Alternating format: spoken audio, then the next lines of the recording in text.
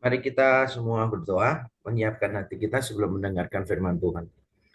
Bapa di surga, kami bersyukur kalau kami diingatkan hidup kami hanya oleh anugerah-Mu. Kami ada sampai hari ini bisa beriman kepadamu dan bisa tetap setia kepadamu karena anugerah-Mu yang terus menopang kami, dan untuk itu kami bersyukur ya Tuhan. Dan sebentar kami akan mendengarkan firman-Mu, mendiskusikannya. Kami berdoa kiranya Tuhan berkenan berbicara kepada kami masing-masing kami, supaya kami mengalami perjumpaan pribadi dengan Tuhan. Kiranya Injil Yesus Kristus yang benar dan menyelamatkan kematian dan kebangkitannya, penebusannya yang sempurna dan beranugerah, kiranya diberitakan sejelas-jelasnya di antara kami. Terima kasih ya Tuhan, sampaikan isi hatimu, kami mau mendengar di dalam nama Tuhan Yesus Kristus. Amin. Amin. Sekali lagi, shalom, salam sejahtera untuk kita semuanya. Kita patut bersyukur ya, saya secara pribadi juga bersyukur kepada Tuhan, karena Tuhan memberi kesempatan kepada saya untuk berada di persekutuan doa ini. Ya, seperti Pak Kristen sudah beritahu ya, saya termasuk paling sering ya mengisi di persekutuan doa ini. Sampai saya hafal ya nama-nama pengurusnya semua yang hadir biasanya gitu. Lama-lama ini saya bisa hadir, kalau nggak bisa hafal siapa aja yang nggak datang nih, saya lama-lama bisa tahu ya gitu. Luar biasa, bersyukur. Nah, kemarin kita sudah membahas tentang The Gospel of Money yang sesi pertama. Hari ini kita akan melanjutkan di sesi yang kedua, dan izinkan saya menjelaskan dulu apa yang kita sudah pelajari di sesi yang pertama lalu. Di sesi yang pertama kita sudah melihat betapa pentingnya membicarakan tentang tema ini. Walaupun banyak gereja menganggap tema ini sensitif dan tidak mau dibicarakan, tapi malah seharusnya dibicarakan. Mengapa? Ada dua alasan. Yang pertama adalah signifikansi teologis.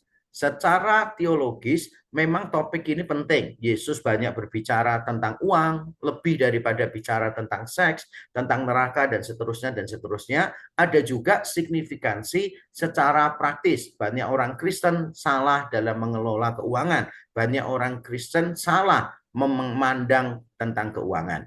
Dan sesi yang pertama yang lalu kita tutup dengan sebuah poin, bahwa sebetulnya kesulitan-kesulitan keuangan itu bukan masalah ekonomi, tetapi lebih ke arah masalah hati. Ada banyak orang yang memang berhalanya diberi makan oleh harta, atau berhalanya adalah harta. Itu pembahasan kita sesi satu. Nah, sekarang saya akan menegaskan kembali tentang berhala ini. Setelah saya menegaskan tentang berhala, saya akan menjelaskan dua hal. Yang pertama, saya akan menjelaskan bagaimana kita bisa mengikis berhala itu dalam hidup kita. Bagaimana kita bisa mengikis berhala itu dalam hidup kita, berarti ini pemberesan hati kita dengan Tuhan. Lalu bagian besar yang terakhir adalah saya akan menjelaskan kebiasaan yang baru atau liturgy of life yang baru. Ini istilah yang saya ambil dari James K. Smith ya. Setelah kita memeriksa hati kita, apa yang paling kita cintai, dalam bukunya You Are What You Love, James K. Smith mengusulkan bukan cuma kita menyelidiki hati kita, tetapi juga kita perlu membangun kebiasaan-kebiasaan yang baru yang menjadi liturgi kehidupan bagi kita. Itu yang akan kita pelajari hari ini. Jadi sekarang mari kita menegaskan kembali apa yang kita sudah pelajari di sesi yang pertama, yaitu bahwa persoalan ini bukan persoalan ekonomi terutama, tetapi persoalan hati. Kita sudah melihat di 1 Timotius 6 ayat 10a, karena akar segala kejahatan ialah cinta uang. Berarti bicara masalah hati, cinta uang. Yesus juga kemarin kita sudah lihat ketika berbicara kepada orang muda yang tampaknya saleh luar biasa, Yesus menantang orang muda itu untuk menjual segala miliknya, memberikannya kepada orang miskin, dan orang itu pergi dengan sedih sebab banyak hartanya. Dan saya sudah menjelaskan, berarti orang muda ini taat kepada Tuhan supaya mendapatkan berkat. Semua ketaatan yang dia tunjukkan kepada Yesus sebetulnya adalah upaya dia untuk mendapatkan berkat. Dia lebih mencintai berkat Tuhan daripada Tuhan. Yesus menantang pemuda ini karena Yesus tahu hatinya seperti apa. Yesus tidak menantang Sakius, by the way, walaupun Sakius juga kaya dan mau percaya kepada Yesus, karena memang Sakius sudah langsung mengalami perubahan. Objek cinta Sakius langsung berubah. dari mencintai uang begitu rupa sampai dia rela dibenci banyak orang gara-gara dia kepala pemungut cukai. Setelah berjumpa dengan Yesus, objek cinta Sakyus berubah. Dia mengasihi Tuhan lebih daripada hartanya, sehingga tanpa diperintah, Sakyus memberikan separuh dari hartanya untuk orang miskin, dan yang dia tipu dia kembalikan 4 kali lipat. Tapi pemuda ini tidak. Dia mencintai hartanya lebih daripada Allah. Bahkan dia memperalat Allah untuk mendapatkan berkat Allah. Dia menaati Allah bukan sebagai tanda mengasihi, tetapi tanda memanipulasi. Dan kita juga sudah lihat kemarin di Kolose 3 ayat yang kelima, bahwa keserakahan itu disamakan dengan penyembahan berhala.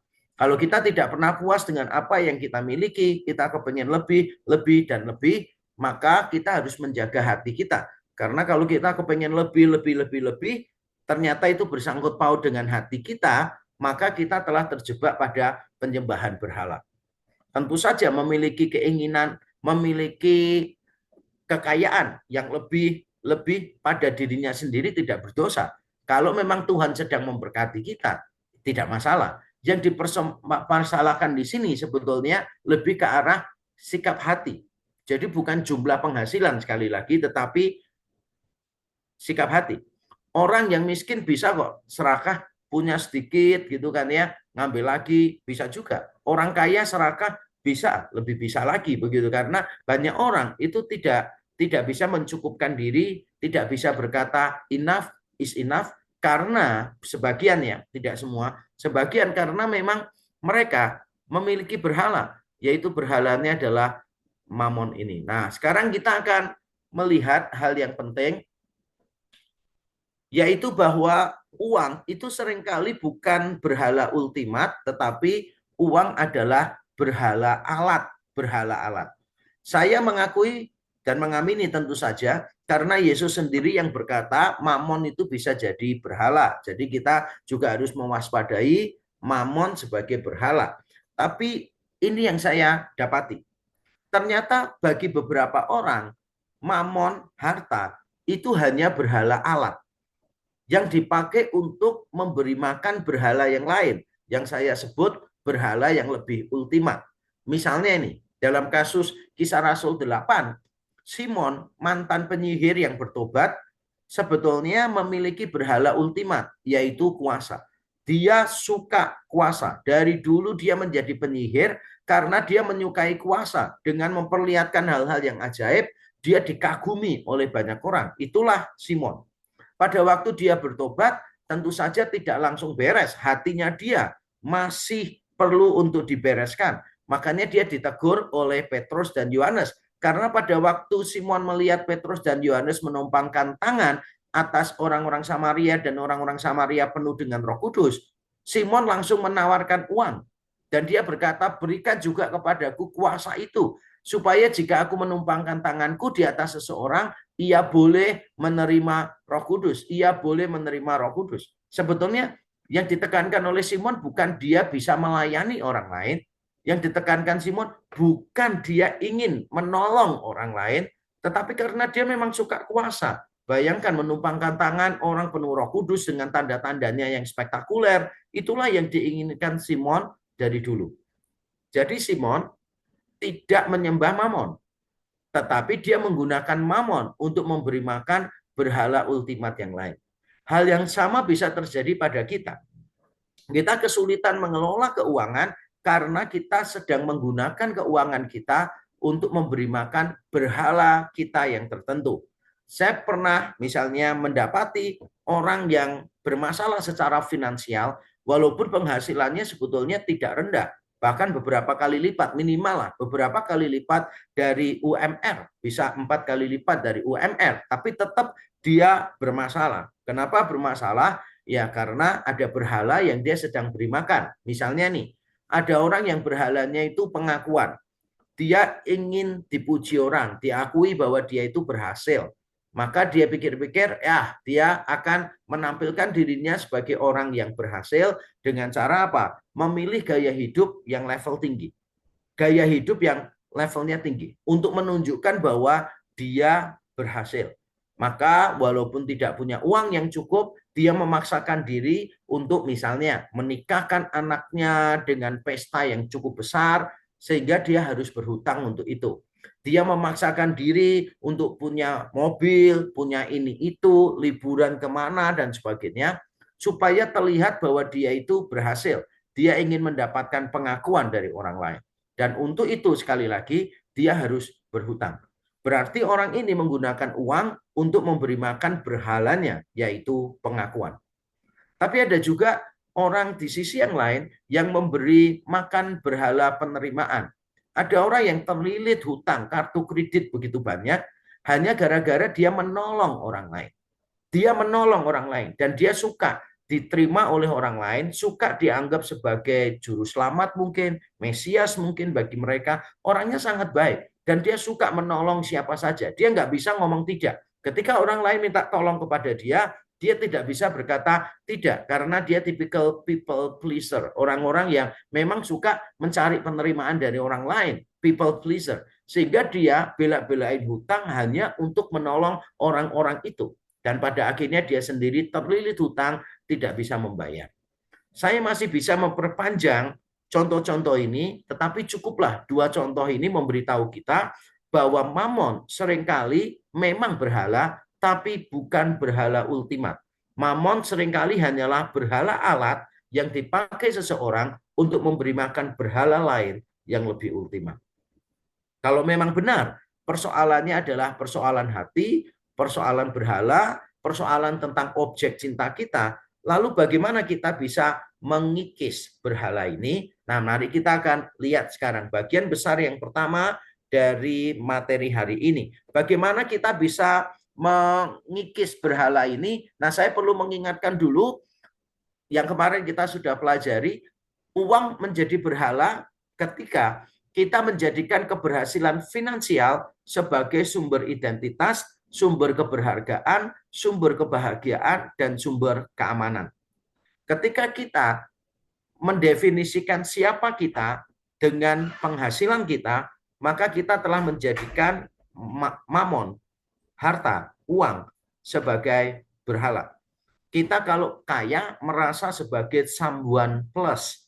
Tapi kalau kita miskin, kita merasa sebagai someone minus. Kalau ada perasaan begitu, maka kita telah menjadikan uang sebagai berhala kita. Atau mungkin kita merasa diri lebih berharga, lebih tinggi daripada orang lain, hanya gara-gara kita punya uang lebih dibandingkan dengan mereka. Maka kita telah terjebak pada berhala mamon ini. Atau kalau kita menjadikan penghasilan kita, harta kita sebagai sumber sukacita kita. Jadi kita tidak bisa bersukacita kalau kita tidak punya harta yang cukup seperti yang kita harapkan. Kalau tidak ada harta yang cukup seperti yang kita harapkan, kita merasa tidak bisa sukacita. Kalau sukacita kita itu ditentukan oleh tanggal di kalender, tanggal tua, atau mungkin beberapa kasus tanggal muda, kita mulai khawatir harus bayar karyawan, atau kalau tanggal tua kita khawatir karena uang menipis, gajian belum datang, tidak ada sukacita, maka kita mungkin telah menjadikan uang sebagai sumber sukacita kita. Atau uang kita jadikan rasa aman kita.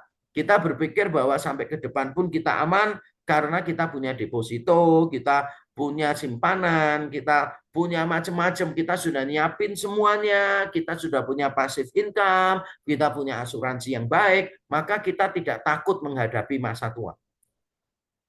Kelihatannya wajar tapi tidak benar. Kita tidak takut menghadapi masa tua bukan karena kita sudah menyiapkan semuanya. Kita tidak takut menghadapi masa tua karena kita tahu janji Tuhan bahwa sampai masa tua kita, Tuhan akan terus memelihara kita. Deposito, simpanan, asuransi, passive income hanyalah alat yang Tuhan pakai untuk memelihara kita. Jadi jangan sampai kita merasa tenang karena alatnya, bukan karena Tuhan yang menjaga kita. Nah, ini sekadar mengingatkan saja berhala mamon dalam hidup kita terjadi pada saat kita menjadikan keberhasilan finansial sebagai sumber identitas, keberhargaan, kebahagiaan, dan keamanan. Apa yang harus kita lakukan untuk mengikis berhala? Yang pertama adalah merayakan keberhargaan Allah. merayakan keberhargaan Allah. Saya bacakan Mazmur 73 ayat 25 dan 26. Siapa gerangan ada padaku di surga selain engkau? Selain engkau tidak ada yang kuingini di bumi. Sekalipun dagingku dan hatiku habis lenyap, gunung batuku dan bagianku tetaplah Allah selama-lamanya. Ini adalah ungkapan dari Asaf. Asaf bergumul luar biasa di Mazmur 73. Asaf meyakini bahwa Tuhan baik kepada orang yang murni hatinya, yang tulus hatinya. Tapi Asaf mengalami kesulitan dengan konsep teologi yang semacam itu karena tidak cocok dengan situasi yang dia alami. Situasi yang dia lihat, yang dia alami berbeda. Dia melihat orang-orang fasik itu sukses, makmur, sehat-sehat. Sedangkan ketika dia melihat dirinya sendiri, dia banyak mengalami tulah, banyak mengalami hal-hal yang tidak menyenangkan. Sehingga Asaf bertanya, why good things happen to bad people and why bad things happen to good people? Itu menjadi pergumulan Asaf di Mazmur pasal yang ke-73 ini. Pada akhirnya Asaf mendapatkan beberapa jawaban dari Tuhan. Salah satunya, saya tidak bahas semuanya, salah satu jawaban yang diberikan Tuhan kepada Asaf adalah bahwa Tuhan itu bagian Asaf.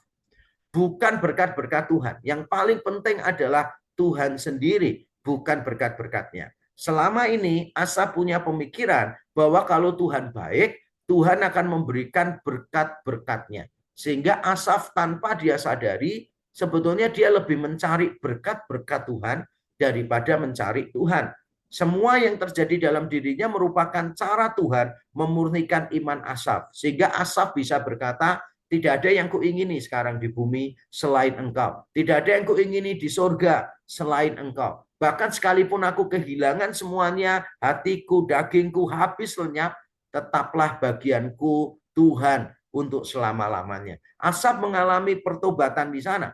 Dia tidak mencari berkat Tuhan, tetapi dia mencari Tuhan sendiri. Sehingga di akhir dari Mazmur 73 ini, Asaf berkata adalah baik bagi seseorang untuk mendekat kepada Tuhan.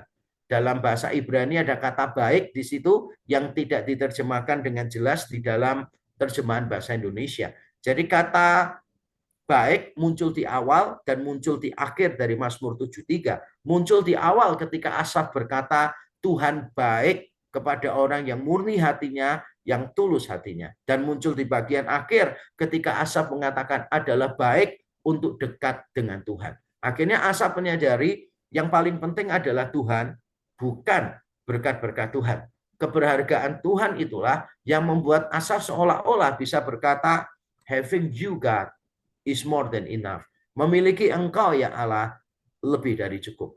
Nah kalau kita tidak bisa mengatakan ini, kalau kita hanya bisa berkata, Tuhan aku cukup kalau engkau plus titik-titik. Kalau aku memiliki engkau plus berkat-berkatmu, kalau aku memiliki engkau plus sambuan-sambuan atau plus something-something, maka kita sebetulnya sedang memelihara berhala di dalam hidup kita. Mari kita belajar merayakan keberhargaan Allah. Sekalipun kita kehilangan segala sesuatu, bayangkan saja seandainya kita tidak punya apa-apa dan tidak bisa apa-apa pada masa tua kita misalnya. Atau pada waktu peristiwa buruk terjadi dalam hidup kita. Kita mengalami kecelakaan dan seterusnya. Bisakah di tengah situasi ketika kita tidak bisa apa-apa dan kita tidak punya apa-apa, bisakah kita berkata, Christ is enough. Kristus cukup bagiku.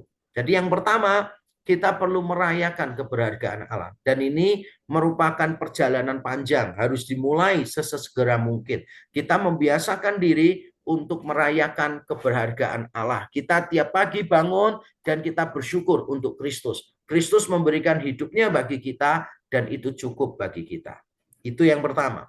Yang kedua adalah melakukan kalibrasi hati kepada Injil. Kalibrasi, apa sih kalibrasi ini? Nah, kalibrasi ini sebetulnya adalah mengatur ulang sesuatu sesuai dengan standarnya. Mengatur ulang sesuatu sesuai dengan standarnya. Misalnya mesin kopi itu juga perlu dikalibrasi, pagi dikalibrasi. Kalau dipakai terus-menerus sampai ratusan gelas, sorenya perlu dikalibrasi lagi supaya rasanya sama, supaya semuanya seperti yang diharapkan. Begitu pula dengan hati kita. Walaupun kita sudah ditebus oleh Kristus, kita menjadi manusia yang baru, tapi kita masih hidup di dalam natur kita yang berdosa. Maka kita perlu untuk adjust terus hati kita kepada Injil. Ada patokannya, yaitu Injil. Dengan melakukan kalibrasi kepada Injil, kita akan dimampukan untuk mengelola keuangan kita dengan lebih baik. Dan itulah yang dilakukan oleh Paulus kepada jemaat di Korintus. Pada waktu Paulus mengumpulkan bantuan untuk orang-orang kudus di Yerusalem, dia menggerakkan banyak gereja lokal, termasuk gereja Korintus. Dan ini dia cara Paulus menggerakkan mereka sesuai dengan Injil. 2 Korintus 8 ayat 8 dan 9. Aku mengatakan hal ini bukan sebagai perintah, melainkan dengan menunjukkan usaha orang-orang lain untuk membantu, aku mau menguji keikhlasan kasih kamu. Karena kamu telah mengenal kasih karunia Tuhan kita Yesus Kristus, bahwa ia yang oleh karena kamu menjadi miskin sekalipun ia kaya, supaya kamu menjadi kaya oleh karena kemiskinannya.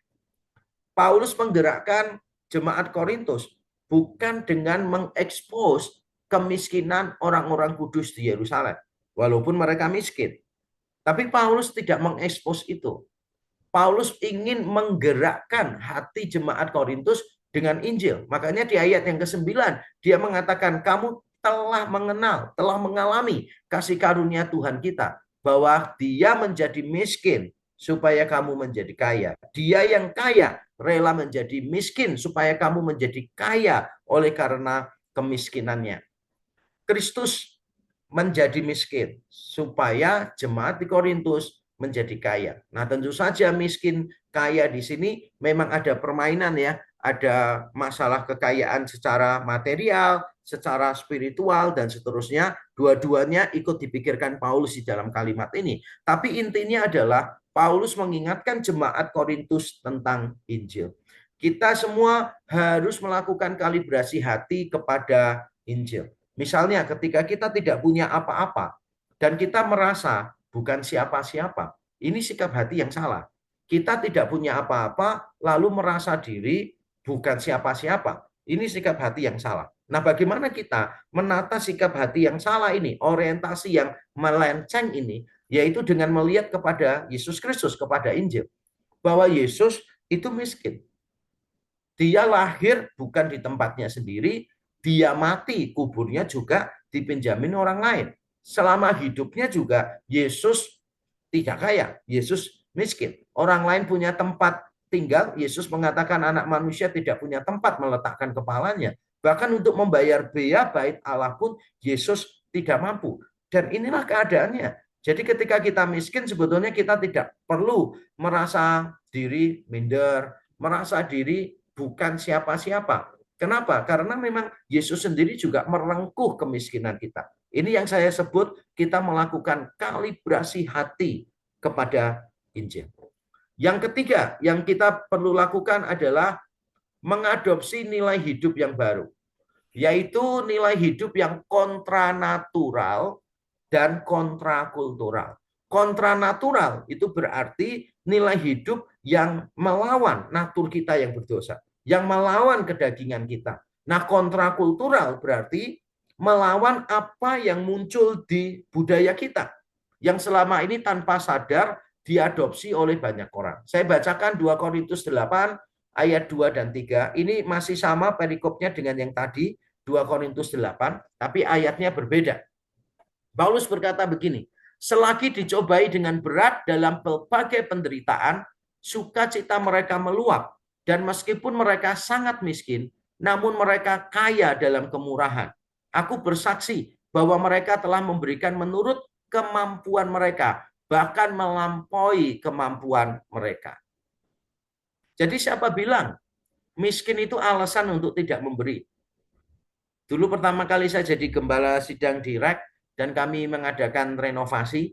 Dulu masih cuma satu cabang saja di daerah Nginden situ. Dan saya ingin merenovasi lantai 1 yang biasanya dipakai untuk parkir motor. Saya ingin merenovasi menjadi tempat untuk berkumpul bersama-sama. Jadi lobi.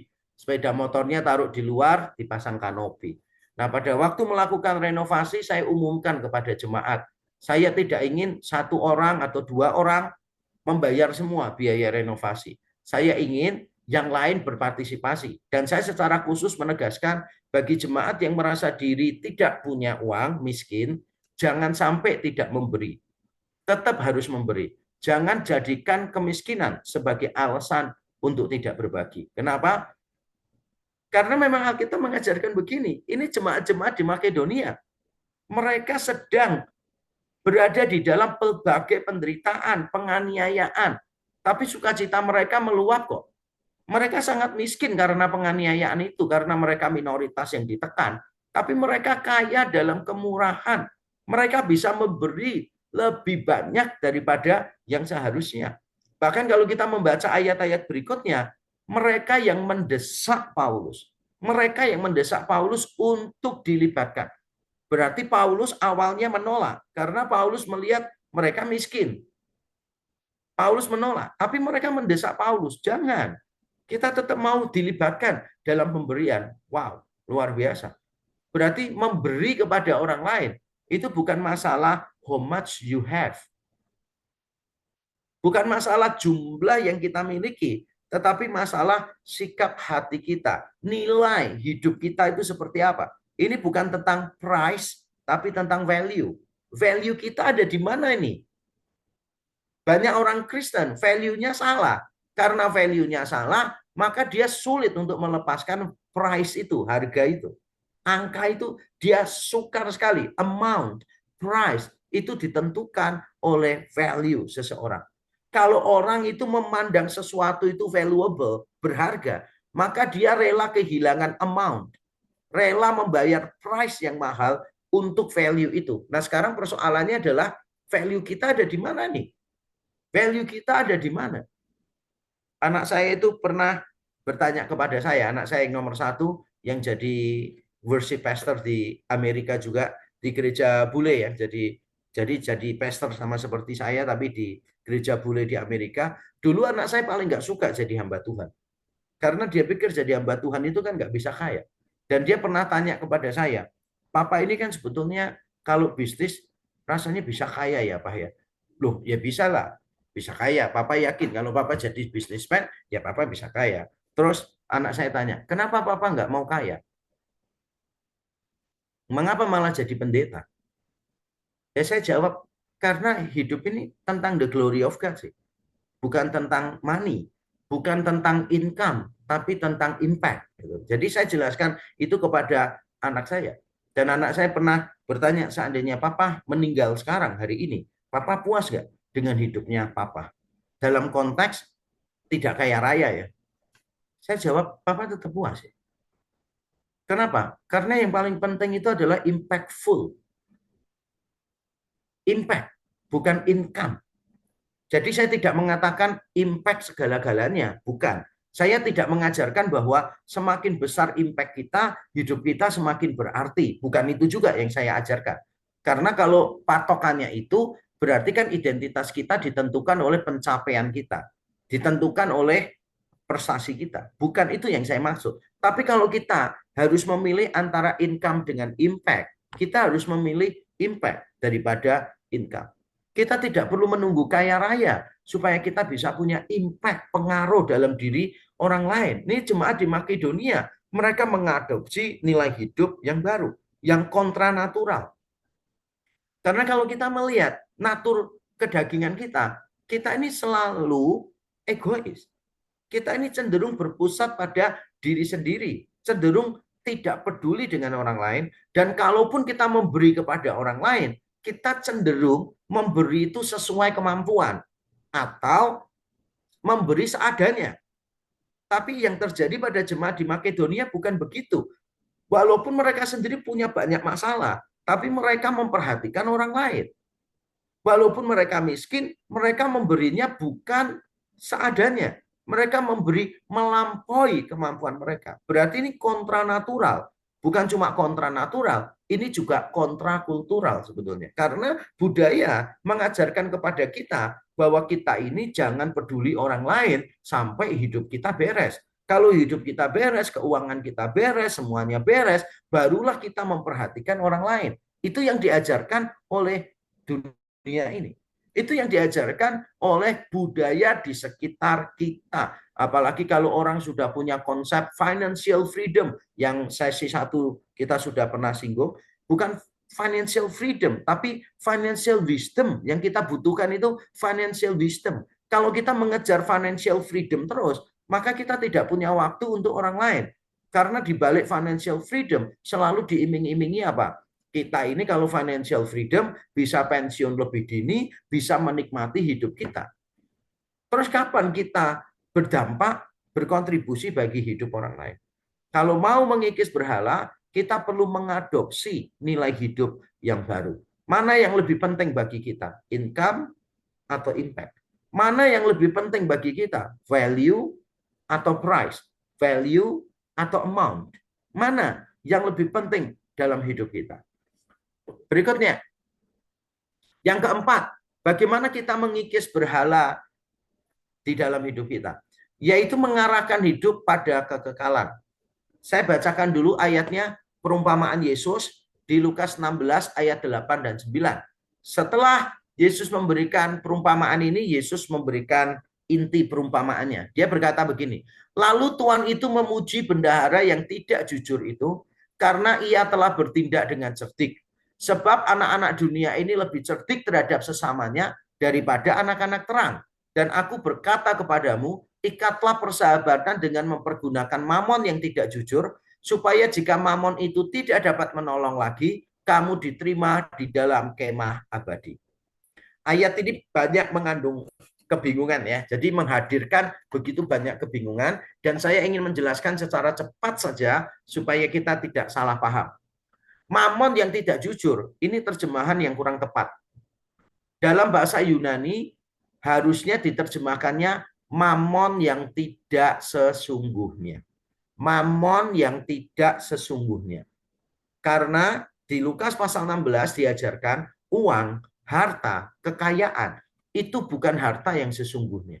Harta yang sesungguhnya itu adalah harta yang bersifat rohani. Jadi jangan salah, ini bicara bukan tentang mamon yang tidak jujur, hasil dari perbuatan yang salah. Bukan itu, tapi ini bicara tentang mamon yang tidak sesungguhnya. Lalu kita perlu melihat dulu apa yang dipuji dari bendahara ini. Kita ingat ya di dalam perumpamaannya ada bendahara yang tidak jujur, lalu tuannya mengetahui itu. Dan bendaharanya khawatir, wah sebentar lagi saya dipecat nih. Lalu dia mulai putar otaknya. Waduh bagaimana nih kalau aku dipecat? Aku mengemis malu, aku bekerja keras tidak terbiasa. Jadi akhirnya dia pikir-pikir, udahlah aku akan berbuat baik saja kepada sebanyak mungkin orang. Perhatikan ya kalimatnya dia.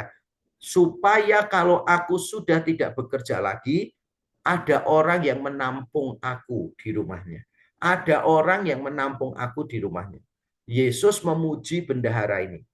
Bendahara ini kan memanggil orang-orang yang berhutang, terus dia tanya, kamu utang berapa? Utang 100, sudah bayar 50 saja. Kamu utang berapa? 50, sudah bayar 10 saja, dan seterusnya. Dia mencoba untuk berbuat baik menggunakan uang yang tidak sesungguhnya tadi. Harta itu kan memang mamon yang tidak sesungguhnya. Dia berusaha untuk murah hati kepada sebanyak mungkin orang karena dia memikirkan masa depannya. Nanti kalau dia sudah tidak punya pekerjaan, ada orang lain yang menolong dia. Dan Yesus berkata, bendahara yang tidak jujur ini lebih cerdik dalam menggunakan uang daripada orang-orang Kristen. Maksudnya apa? Maksudnya begini, bendahara ini memikirkan masa depannya dengan cara menggunakan uangnya dengan bijaksana. Jadi dia menyiapkan masa depannya dengan cara menggunakan uangnya dengan berbuat baik. Terlepas dari aspek etis di dalam perumpamaan ini, memang perumpamaan tidak bisa diambil detail by details, tapi intinya apa dari perumpamaan itu? Saya pikir intinya sudah sangat jelas ya. Bendahara yang tidak jujur ini disebut cerdik karena menyiapkan masa depan dengan menggunakan uangnya. Begitu pula dengan orang-orang Kristen. Seharusnya kita lebih cerdik daripada bendahara ini. Lebih cerdik daripada orang-orang dunia ini.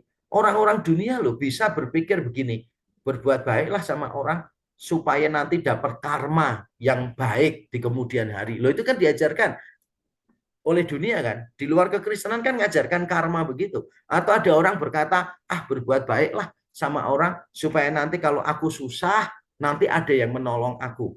Itu dunia mengajarkan begitu. Salah nggak? Salah sih. Makanya kita harus lebih cerdik dari mereka. Kita harus lebih benar dari mereka. Dengan cara apa? Murah hati. Mengikat persahabatan dengan menggunakan harta yang tidak sesungguhnya ini. Supaya kita diterima di dalam kemah abadi. Bukan berarti kita memberikan sedekah supaya dapat keselamatan. Bukan itu poinnya Yesus. Poinnya Yesus sebetulnya adalah kita ini harus mengarahkan hidup pada kekekalan. Bahwa apa yang kita lakukan dengan uang kita yang sementara ini bisa memiliki nilai-nilai kekal. Uang yang sementara kalau dikelola dengan benar, dengan bijaksana, akan menghasilkan nilai-nilai yang kekal. Uang kita itu pada akhirnya akan terlepas dari tangan kita kok. Jadi one way or another, soon or later, kita akan kehilangan uang kita. Kita nggak akan punya kontrol atas uang kita. Tapi pertanyaannya, apakah uang kita berdampak kekal atau tidak? Itu pertanyaannya. Makanya kalau kita mau mengikis berhala di dalam hati kita perlu orientasi hidup yang baru. Bukan cuma perlu value, nilai yang baru, tapi kita juga perlu orientasi hidup yang baru. Orientasinya itu pada kekekalan. Selama orientasi hidup kita bukan pada kekekalan, ya kita akan sulit mengelola keuangan kita dengan benar. Kalau yang kita pikirkan itu cuma kehidupan kita, masa depan anak cucu kita, ya kita akan mengalami kesulitan mengelola keuangan dengan baik. Bukan berarti kita tidak boleh menyiapkan masa tua kita. Boleh, itu bagian dari mengelola dengan bijaksana. Boleh. Tapi kalau pikiran kita orientasinya cuma sebatas masa tua, cuma sebatas hidupnya anak cucu kita, maka orientasi hidup kita salah. Karena orientasi hidup kita seharusnya kekal kok. Seharusnya kekal. Saya bersyukur ya kepada Tuhan oleh anugerahnya, uang itu tidak pernah jadi masalah bagi saya. Saya tidak pernah menginginkan kekayaan, saya tidak pernah ingin mencuri 1 rupiah pun dari pelayanan, memanfaatkan fasilitas pelayanan untuk pribadi saya, sama sekali nggak pernah. Dan saya bersyukur saya diberi istri yang baik, yang mau berkorban di dalam pelayanan. Kami malah membiasakan diri berkorban. Kami membiasakan diri untuk menyisakan uang tertentu diberikan kepada orang-orang tertentu. Kami membiasakan diri walaupun punya hak fasilitas tertentu dari pelayanan, kami membiasakan diri tidak menggunakan fasilitas-fasilitas itu. Kenapa? Kami memikirkan kekekalan sebetulnya. Bukan cuma memikirkan masa tua. Kalau memikirkan masa tua, ya kepengennya semua uang dimasukkan deposito. Supaya nanti masa tua tenang, supaya anak-anak saya juga hidupnya nyaman.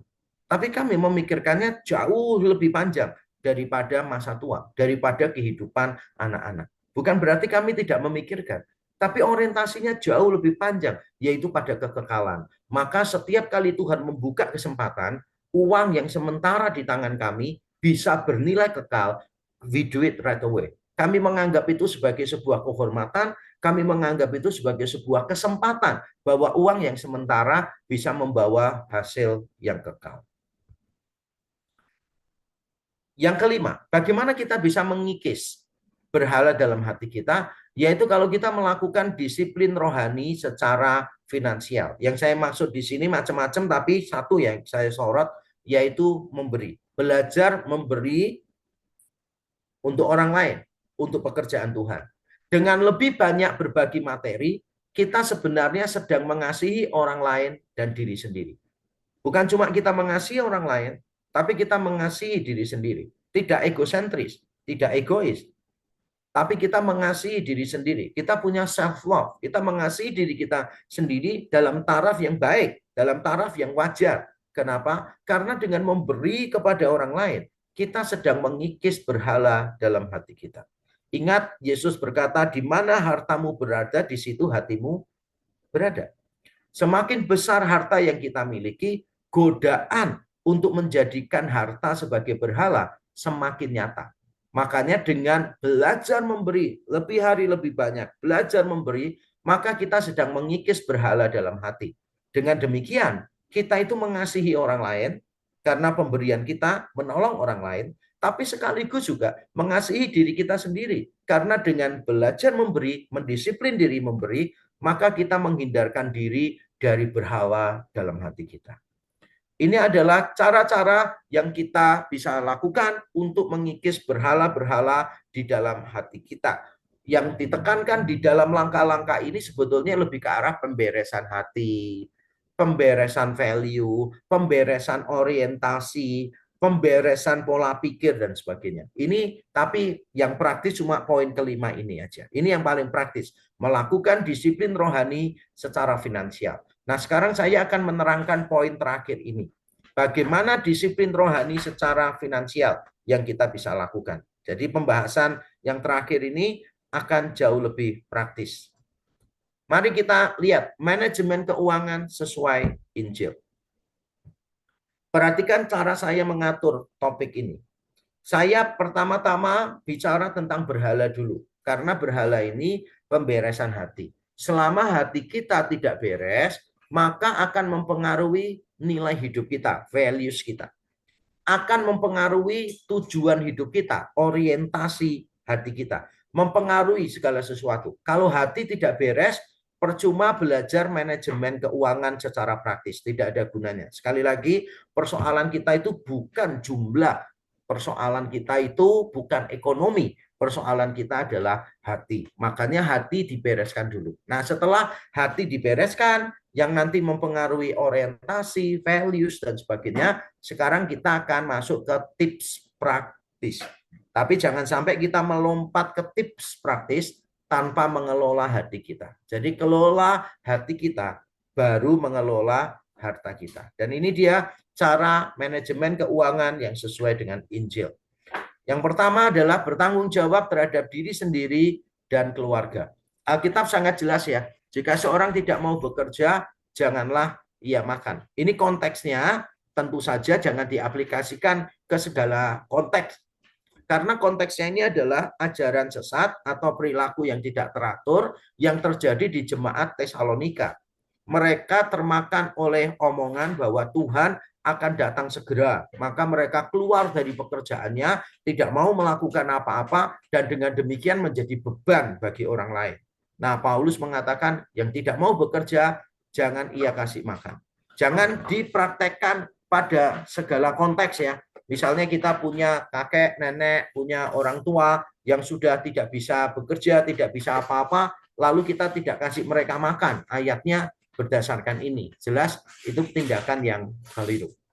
Berikutnya, di 1 Timotius 5 ayat 8. Tetapi jika ada seorang yang tidak memeliharakan sanak saudaranya, apalagi seisi rumahnya, orang itu murtad dan lebih buruk dari orang yang tidak beriman. Kita harus bertanggung jawab terhadap diri sendiri dan bertanggung jawab terhadap keluarga kita. Makanya kita harus bekerja dengan baik. Orang Kristen yang menganggur, padahal dia bisa bekerja, adalah orang Kristen yang tidak bertanggung jawab. Ada orang yang berkata, saya sudah tidak butuh apa-apa dari pekerjaan saya. Tapi kalau kita masih bisa bekerja, maka kita tetap harus bekerja. Karena bekerja bukan untuk mendapatkan uang. Bekerja itu untuk memberikan dampak positif bagi dunia ini. Bagi kita pengusaha yang sudah tidak butuh uang karena dimakan 7 keturunan pun tidak habis. Kalau saya selalu menasihati, kalau bisa berbisnis, berbisnislah. Kalau bisa memulai bisnis yang baru, mulailah. Bukan untuk mencari keuntungan, tapi menyediakan lapangan pekerjaan. Bukan untuk menambah kekayaan terutama, tetapi untuk memberikan kesempatan kepada banyak orang memiliki penghasilan sehingga bisa menyekolahkan anaknya, sehingga nanti kita itu bisa berdampak besar kalau kita punya perusahaan dengan pajak kita. Kita berdampak terhadap infrastruktur di Indonesia, berdampak terhadap pendidikan di Indonesia, dengan menyediakan lowongan pekerjaan, karyawan kita bisa menyekolahkan anak-anak mereka, sehingga mereka menjadi orang-orang yang pintar, yang bisa memberi kontribusi untuk dunia ini. Jadi dampaknya besar sekali. It's not only a matter of earning more money, bukan. Nah, kita juga harus memikirkan bagaimana uang yang kita peroleh itu bukan untuk diri kita, tapi juga untuk orang lain. Bertanggung jawab terhadap diri sendiri dan bertanggung jawab terhadap keluarga. Itu penting sekali. Yang kedua, mencukupkan diri dalam segala keadaan. Ini yang mungkin tidak disukai banyak orang. Paulus berkata di Filipi 4 ayat 11, aku mengatakan ini bukan karena kekurangan, karena aku telah belajar mencukupkan diri dalam segala keadaan. Paulus di penjara waktu nulis surat Filipi ini, dan dia menerima bantuan dari jemaat Filipi, dan Paulus berkata, ya, aku bersukacita di dalam Tuhan. Oh, sukacitanya di dalam Tuhan, luar biasa. Paulus sukacitanya di dalam Tuhan. Lalu dia berkata, aku belajar mencukupkan diri dalam segala keadaan. Segala keadaan ini dia sebutkan ya, dalam kelimpahan maupun kekurangan. Jadi ketika Paulus berlimpah, dia bisa berkata enough is enough. Sehingga sebagian dia bisa berikan kepada orang lain. Ketika dia dalam kekurangan, dia bisa berkata enough is enough. Persoalan utama orang Kristen adalah memilih level hidup. Taraf hidup yang kita pilih itu seberapa. Orang Kristen susah hidup sederhana. Kita lebih mengikuti dunia dengan semua konsep hedonisme, konsumerisme, dan sebagainya. Kita lebih ke arah sana. Jadi kita nggak bisa hidup sederhana. Kita mendefinisikan bahwa hidup yang bahagia itu harus levelnya sekian secara finansial.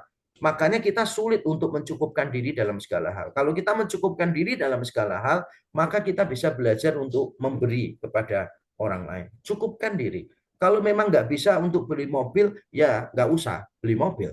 Daripada kredit untuk mobil, padahal kita nggak seberapa perlu mobil, dan kreditnya itu akhirnya mencekik leher kita, sehingga kita kehilangan kebebasan untuk menikmati sukacita karena bingung dengan cicilannya, kehilangan kebebasan untuk mengatur masa depan. Jangankan mikir masa depan, mikir tiap bulan saja susah. Kita kehilangan kebebasan untuk apa? Memberi kepada orang lain. Jangankan memberi kepada orang lain, bayar cicilan aja setengah mati. Jadi kita kehilangan banyak kebebasan. Dan menurut saya nggak worth it sih. Nggak worth it. Kalau belum waktunya memiliki sesuatu, ya sudah. Tidak perlu memaksakan diri. Kecuali sesuatu itu memang perlu banget ya. Memang perlu banget. Dia mau ngomong apa. Misalnya, rumah itu perlu. Tapi punya rumah sendiri itu tidak perlu. Kecuali kita sudah waktunya untuk punya rumah sendiri. Makan itu perlu. Makan enak, makan banyak. Nah itu tidak selalu. Karena kalau kita belum mampu untuk makan enak, buat apa kita makan enak? Kalau kita belum mampu untuk makan banyak, untuk apa kita makan banyak? Jadi kita berusaha untuk mengatur. Pendidikan untuk anak itu perlu. Tapi anak sekolah di sekolah yang top schools itu tidak perlu. Maka kita perlu belajar untuk mencukupkan diri dalam segala sesuatu. Bahkan kalau kita menganggap mobil keperluan kita, punya mobil yang bagus, belum tentu keperluan kita. Kecuali kalau kita dealer mobil, kecuali kalau kita sering negosiasi bisnis dengan orang lain dan memiliki mobil yang bagus, itu penting untuk kelancaran bisnis, ya go ahead. Bagi saya nggak ada masalah sih. Nggak ada masalah. Tapi kalau memang sesuatu tidak perlu, kita harus berani berkata, cukup deh, aku nggak ke sana. Harus mencukupkan diri dalam segala keadaan. Nah, ini ada satu patokan yang saya pelajari dari mentor saya, Bapak Joseph Tong. Saya tidak mau legalis ya, bahwa harus begini, tidak. Tapi saya menganggap nasihat dari Pak Tong ini bijaksana, dan itu menjadi patokan cara saya dan istri mengelola keuangan. Pak Tong berkata begini, persentase yang kita gunakan untuk kesenangan diri sendiri tidak boleh melebihi yang kita berikan untuk Tuhan dan sesama. Berarti kan bukan jumlah ya, tapi persentasinya. Misalnya Pak Tong berkata begini, kalau kamu memberi kepada Tuhan itu cuma 10%, cuma persepuluhan, maka paling banyak kamu tuh untuk kesenangan hanya 10%. Tapi semakin banyak kamu memberi untuk Tuhan dan sesama, let's say persepuluhan kamu kasih kemudian kamu juga mendukung pelayanan-pelayanan lain, 5% atau 10%, kamu juga mengalokasikan 10% untuk orang-orang lain, untuk keluarga dan sebagainya, maka sejumlah itu pula kamu bisa memakai untuk kesenanganmu. Dan menurut saya ini prinsip yang lebih baik daripada komunisme ya. Kalau komunisme kan semua punya rata. Sehingga orang yang kaya dengan orang yang miskin itu lama-lama sama gitu. Dan menurut saya ini konsep yang kurang tepat sebetulnya. Walaupun komunisme, marxisme tidak sesederhana itu ya. Saya terlalu oversimplifikasi, tapi ini sebagai contoh bagi kita saja bahwa ini bagus. Berarti semakin besar penghasilan saudara, saudara juga bisa kok hidup dengan lebih baik. Ya kan? Karena semuanya tentang persentase nih. Bayangkan saudara 1 bulan dapat 100 juta misalnya gitu. Atau naik jadi 1 M. Ya berarti kan persentasinya walaupun sama, tapi jumlah di dalam persentase itu kan meningkat. Sehingga saudara bisa memiliki gaya hidup yang lebih. Nggak apa. Tapi juga ada patokannya. Pokoknya adalah berapa banyak yang kamu lepas, sebesar itu pula yang kamu nikmati. Kalau yang kita lepas untuk Tuhan, untuk pelayanan, untuk macam-macam itu untuk orang lain itu 20%. Ya kita boleh menikmati 20% dari penghasilan kita. Fair enough. Menurut saya fair enough dan ini cukup baik untuk menjaga hati kita. Yang berikutnya, yang ketiga saya akan cepat ya supaya ada waktu untuk Q&A. Belajar memberi dengan prinsip kesesuaian. Di dalam 2 Korintus 8 ayat 11 dan 12 dikatakan, maka sekarang selesaikan jugalah pelaksanaannya itu, hendaklah pelaksanaannya sepadan dengan kerelaanmu, dan lakukanlah dengan apa yang ada padamu.